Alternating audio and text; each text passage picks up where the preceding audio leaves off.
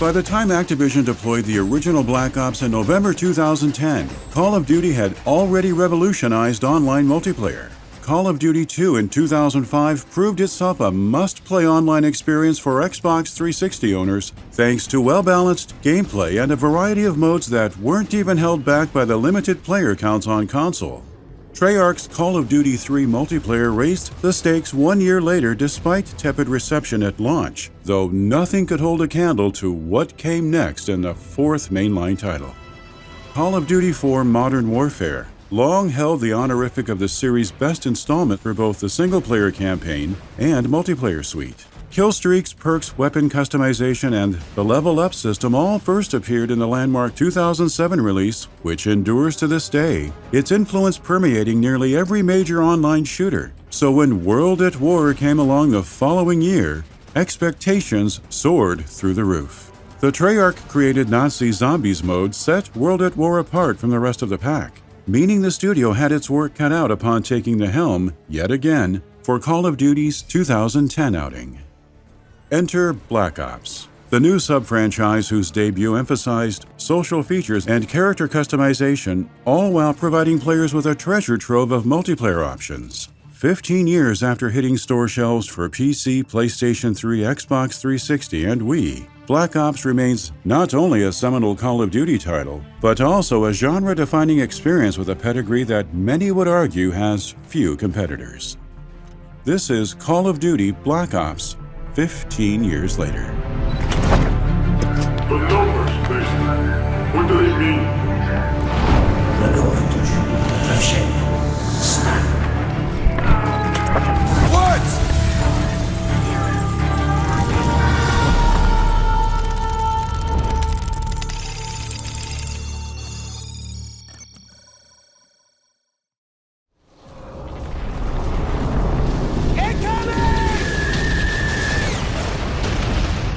Prior to joining the Call of Duty machine with Big Red 1 in 2005, Los Angeles-based studio Treyarch exhibited its impressive versatility across a series of sports games and Spider-Man adventures.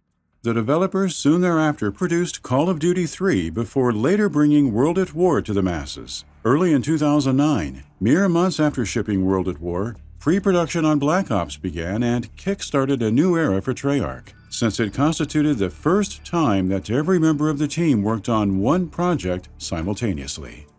The 200 people attached to Black Ops were split into 3 groups, one batch creating the single-player campaign and a second building multiplayer, with the third tackling a new and improved cooperative experience. With Black Ops shaping up to be the studio's most important game, this all-hands approach seemed necessary. Producer and online director Dan Bunting explained the benefits of the much larger team during a joystick interview, highlighting how each dedicated division could focus on their part and manage the effort however they saw fit.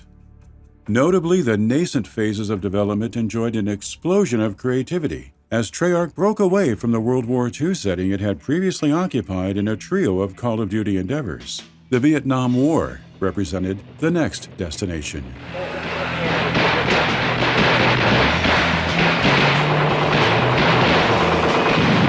Developers particularly zeroed in on a stretch of time throughout the 1960s, wherein the Cold War period ostensibly birthed Special Operations, or Spec Ops, initiatives. The Military Assistance Command, Vietnam Studies and Observations Group, shortened to SOG, sat at the center of Treyarch's Black Ops-related research. U.S. Military Command formally activated the Joint Forces Unit in January 1964 to covertly retaliate against North Vietnam's aggressive behavior. Divided into smaller elite units, SOG carried out clandestine operations until May 1972, its assignments involving the sabotage of enemy munitions, conducting classified and unconventional warfare operations, and leading covert maritime and airborne missions in regions such as Laos and North Vietnam.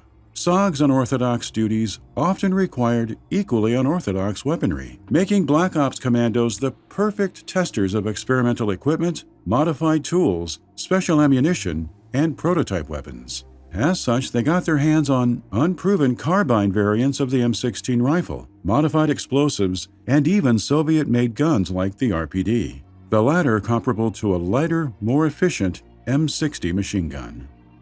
These tools proved essential for the unit's success, and said success relied on deniability as U.S. officials publicly insisted they had no boots on the ground beyond the borders of South Vietnam.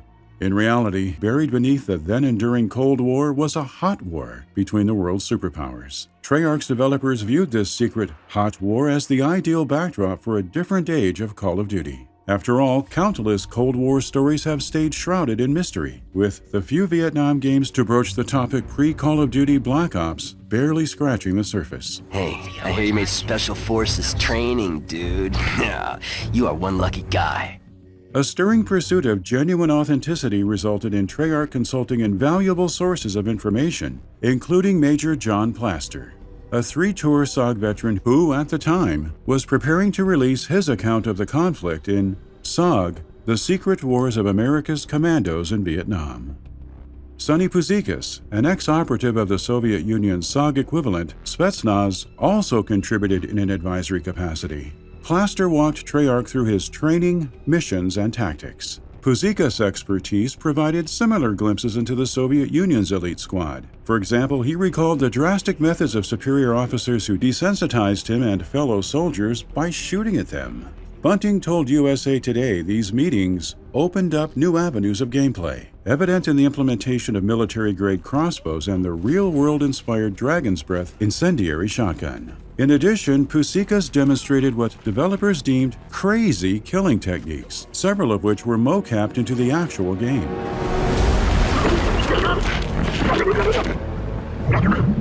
Mocapping authentic Soviet-era combat represented only part of Treyarch's commitment to delivering a very cinematic and immersive experience. The richness of the Cold War plot necessitated the franchise's first voiced protagonist, alongside full performance capture, yet another series first, wherein the actor's voice, body movements, and facial expressions were recorded all at once.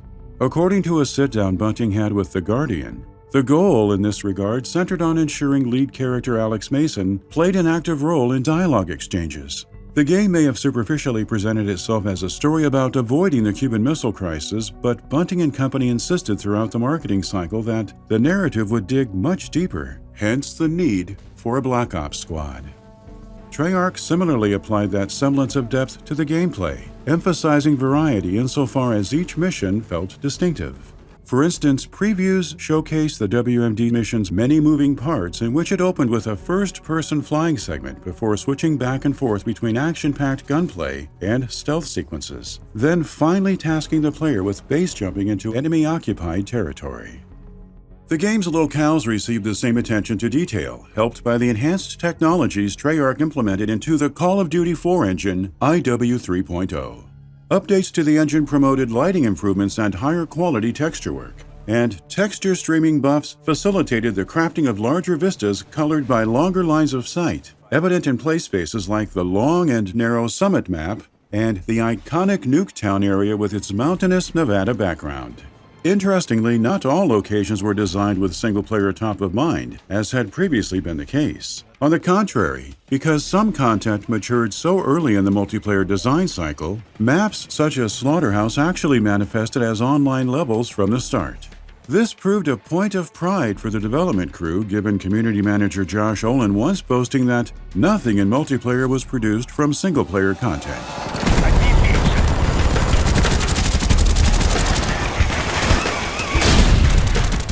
Treyarch didn't rest on its laurels at all when building Black Ops Online Suite either. Since pre-production had gotten underway during World at War's post-launch support period, fan feedback from the 2008 entry became an indispensable resource. The developers obtained instant intel on what the community liked, disliked, and desired, thereby inspiring a focus on customization and social tools for the subsequent Treyarch outing. As an example, World at War and Modern Warfare 2's Create a Class feature returned with new accoutrements, namely face paint options and perk-specific character models for the player avatar. All manner of weapon customization possibilities entered the fray too, allowing users to tinker further with attachments and cosmetically alter their guns by etching on unique clan tags. Deeper weapon personalization spawned from one designer offhandedly mentioning an interest in taking more ownership of their favorite gun. This even extended to the type of reticle a user could attach to their sights. Naturally, such personal ownership motifs bled into the all-new social features, crafted so players could easily edit and share their finest multiplayer highlights. Black Ops developers call the tool in question Theater Mode, influenced in part by the advent of machinima content. Production on the original Black Ops also begat series mainstays like the COD Points currency system, introduced principally because Treyarch felt like it'd be a very interesting way for players to engage with all of their earned unlocks. The title's highly rated November 2010 release on PC, PS3, Xbox 360, and Wii demonstrated that critics and players were mostly pleased with the upgraded features and novel additions. Time would tell whether the changes would hold up as Call of Duty continued churning out annual installments.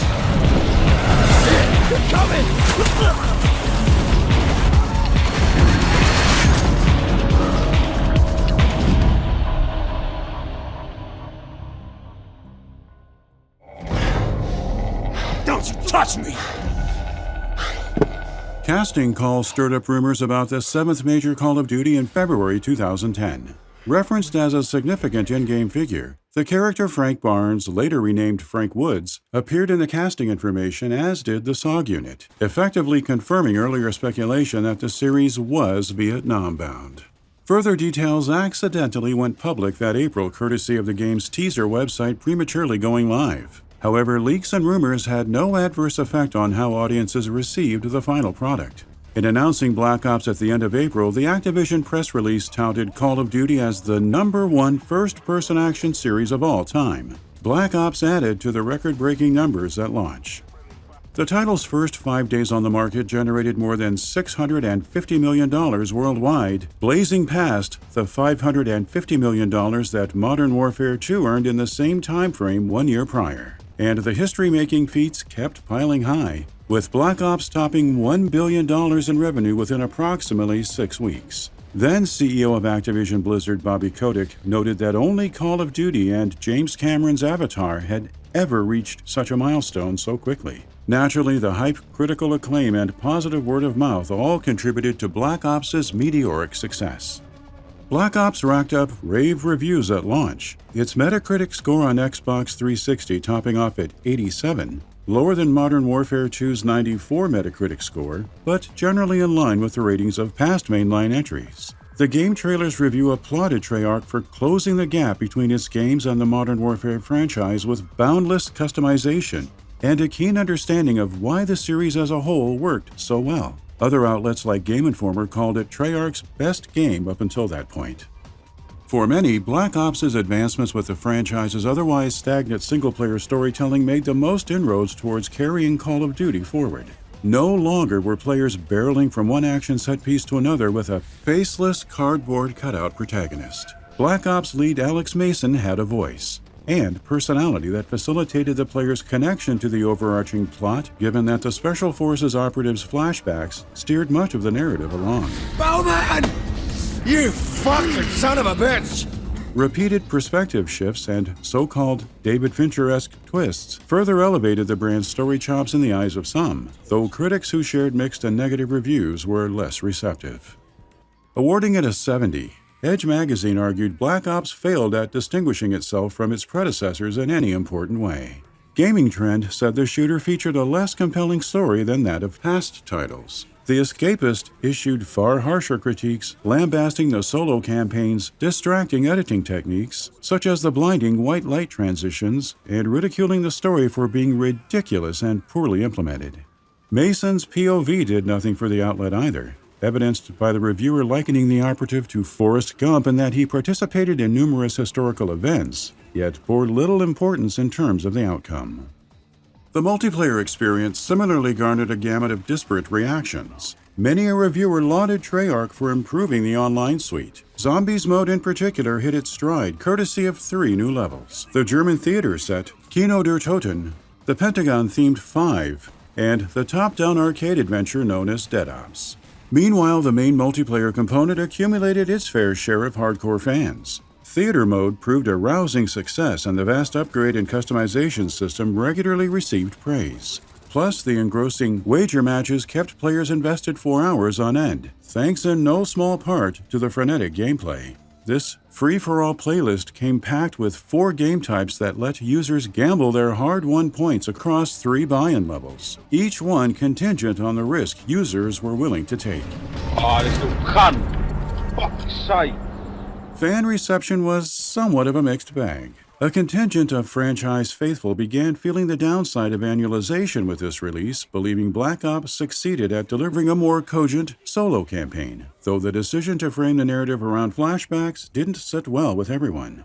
As such, there were those who thought the campaign a step down from Modern Warfare 2, while others considered the action-packed story an improvement over Call of Duty's usual fare. Opinions concerning the multiplayer modes proved less divisive. The new features, wager matches, and the upgraded Zombies experience stole the show by most accounts. By and large, community members felt rewarded for their efforts online, thanks to the arguably solid gameplay balancing that Treyarch elevated through major economy adjustments as well as perk, attachments, and creator class upgrades. Unbeknownst to Treyarch and the player base, these modifications to the Call of Duty formula would eventually shift the multiplayer landscape in more ways than one.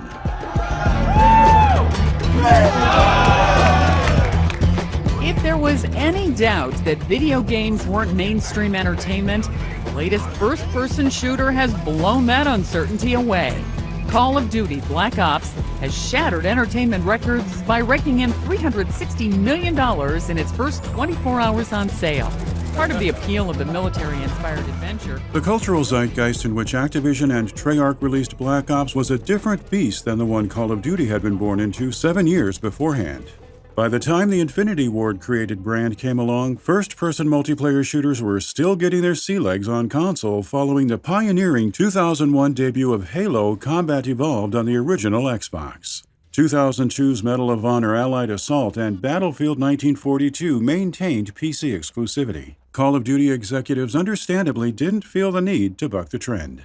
But times changed rather swiftly, thus permitting an epoch wherein first-person experiences of the narrative-centric and online variety had become all the rage on PlayStation and Xbox hardware. Amidst Battlefield, Call of Duty, and Medal of Honor spreading their reach to console, Halo had grown into an important fixture within the multiplayer and cooperative landscape during the years preceding Black Ops. Halo 2 set the new standard by popularizing matchmaking, a move that bid farewell to the common use of server browsers for players seeking competitive matches. While not an FPS title, Gears of War 2 left an indelible mark on multiplayer gameplay upon introducing the wave-based Horde mode. Horde and World at War's Zombies offering serendipitously arrived days apart, but Gears of War shepherded the game type from fun ancillary mode to influential phenomenon that countless titles across genres later emulated. Competition between Battlefield and Call of Duty increased tenfold throughout this period too, especially with Bad Company 2 giving Modern Warfare 2 a run for its money earlier in 2010. Meanwhile, genre pioneers Doom and Quake were undergoing identity crises. 2004 saw the former dabble in action horror, and Quake dove headfirst into strategic gameplay with Enemy Territory Quake Wars in 2007, then returned in 2010 with an updated version of Quake 3 Arena. Needless to say, Call of Duty busied itself with laying new ground, perfecting a frenetic style of play that would beget many a COD clone.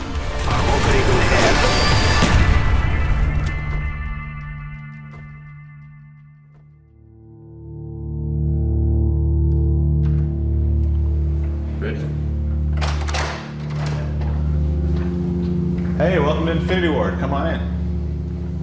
Call of Duty Black Ops was partly developed and deployed at a tumultuous time within the wider Activision family. It all started on March 1, 2010, when Infinity Ward co-founders Jason West and Vince Zampella were escorted from studio premises by security. The cause for such an act on the heels of Modern Warfare 2's billion-dollar success? Activision had fired the pair on the grounds of insubordination and a breach of contract.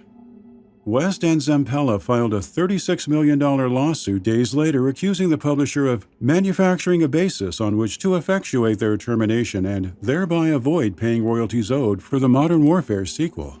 Activision wasted no time countersuing in a claim that alleged the Call of Duty co-creators were secretly in talks with business rival Electronic Arts to steal Infinity Ward.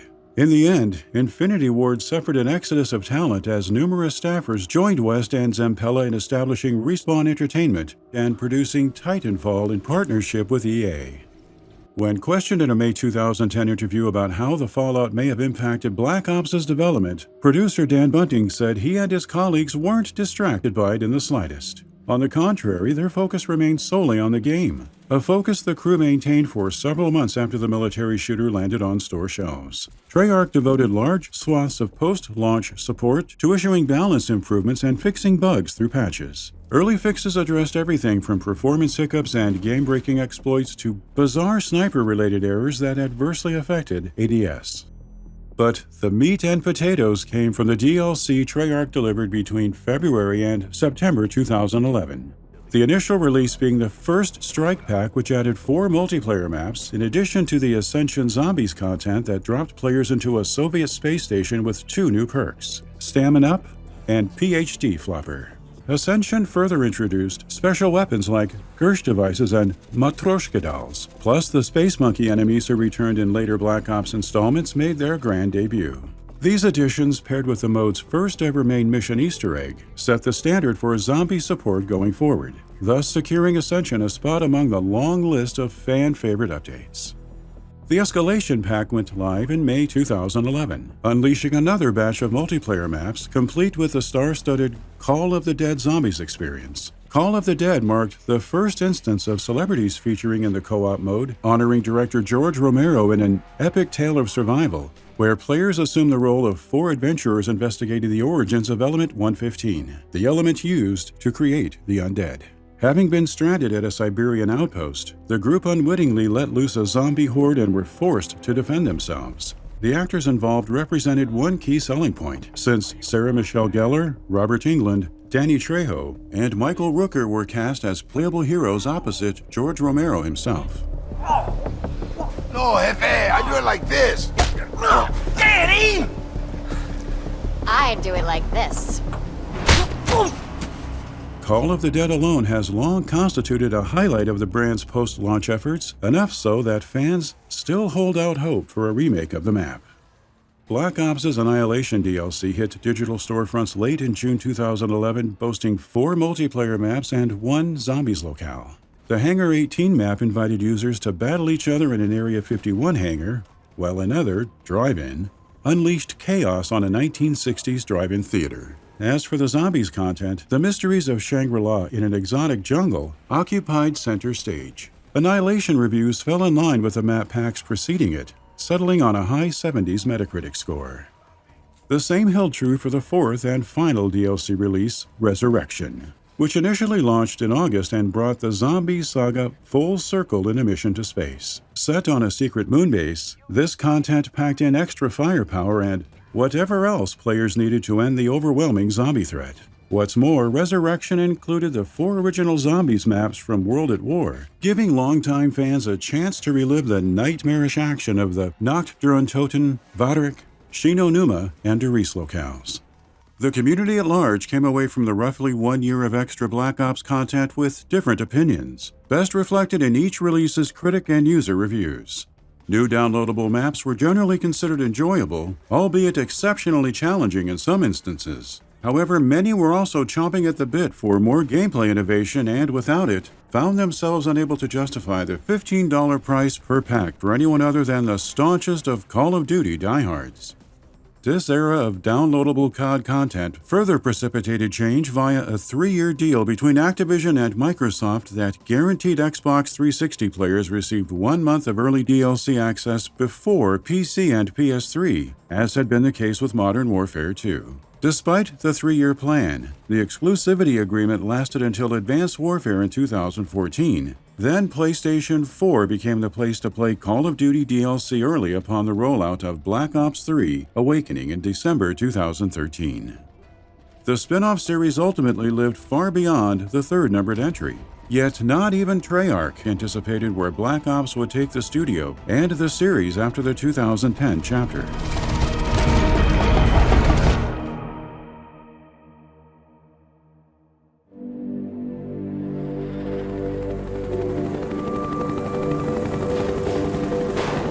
Black Ops, for its part, reinforced the brand's staying power, all while catering to both newcomers and veterans. Design director David Vonderhaar noted in the multiplayer overview that combat training stemmed from Treyarch's desire to provide single-player aficionados with a low-stakes entry point into the world of online play. These hopeful converts would get comfortable learning the mechanics, and multiplayer savants would find value in familiarizing themselves with certain weapons and map layouts. But for all this forward thinking, Dan Bunting spoke in a 2010 interview of his uncertainty about whether Black Ops could evolve into a sub-series a la Modern Warfare. When questioned by Joystick, the producer merely stated, "We'll have to see where it goes," because no one had even looked that far into the future yet. Unsurprisingly, one game generating $1 billion in the span of 6 weeks had a way of shifting perspectives. The Call of Duty machine consequently kept churning, folding 6 more Black Ops titles into the mix across a decade and a half. That original Black Ops, though, Call of Duty's first foray into the Cold War era, heralded a brand new age by bridging the gap between the COD of old and the contemporary action on display in Modern Warfare. The Zombies offering especially contributed to the project's long tail of success, given it elevated the World at War mode by every measure.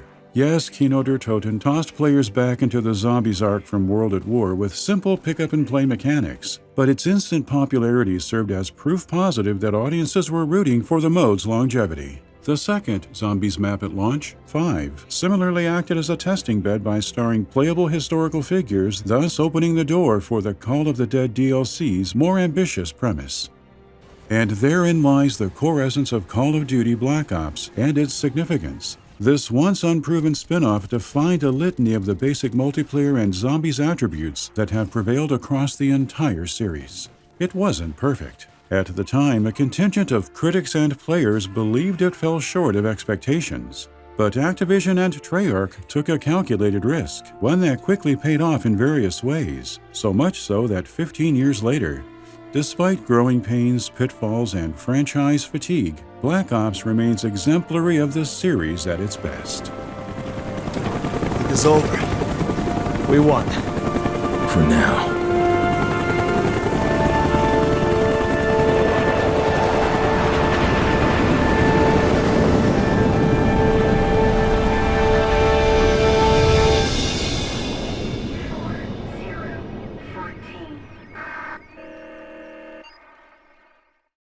This video was made possible by you. To keep doing what we do and take the channel to the next level, giving us extra time to create even more videos, we've made supporting us more exciting than ever. Consider joining us on Patreon, where for just $5 a month, you'll gain access to an ever-expanding library of exclusive documentaries in which we dive into gaming's strangest oddities, such as the many different versions of Crytek's Rise that never saw the light of day, and some of the industry's biggest mysteries like the strange vanishing of Capcom's Deep Down.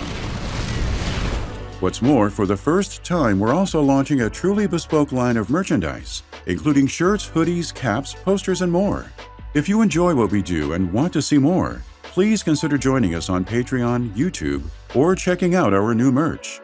Your support means the world to us, and it's what allows us to keep doing what we love. Thank you. Thank you for watching our video. We'd like to take this time to thank, by name, the generous Patreons who have pledged to our Hall of Fame reward tier.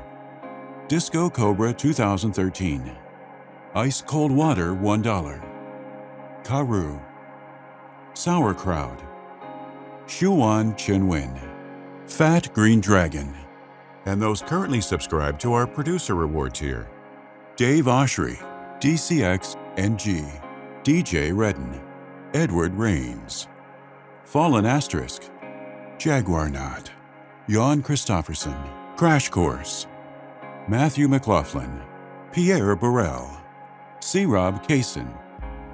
If you enjoy our content, please consider subscribing to our channel and backing us on Patreon.